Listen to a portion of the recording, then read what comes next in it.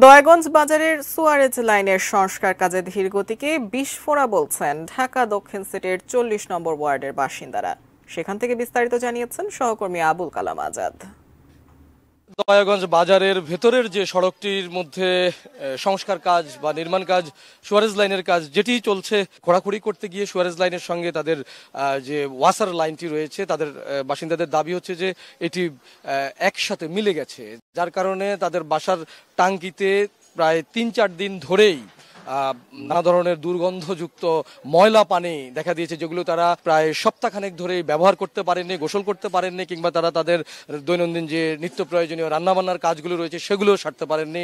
তাই বেশ খানিকটা যেমন বিপাকে পড়েছেন, বেকায়দায় পড়েছেন এই সংস্কার কাজের কারণে। আবার সেটি চলছে ডিমে তালে।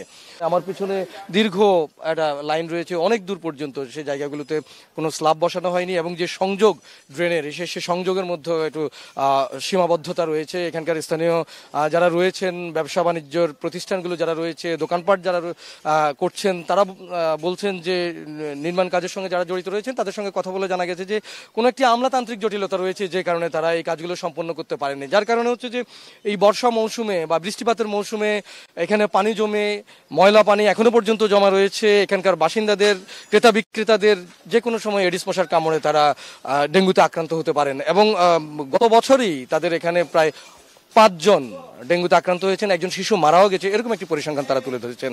তাই সংশ্লিষ্ট কর্তৃপক্ষের দৃষ্টি আকর্ষণ করছি, যারা এই দয়াগঞ্জকে ঘিরে উন্নয়নমূলক কাজ, নির্মাণ কাজ, সংস্কার কাজগুলো করে থাকেন, সেটা ওয়াসা, গৃহায়ন, গণপূর্ত কিংবা সড়ক অধিদপ্তরের যারাই জড়িত আছেন, তারা যাতে দ্রুত এই কাজগুলো সম্পন্ন করেন, এই দাবিটি এখানকার স্থানীয় জনসাধারণের, এলাকাবাসীর।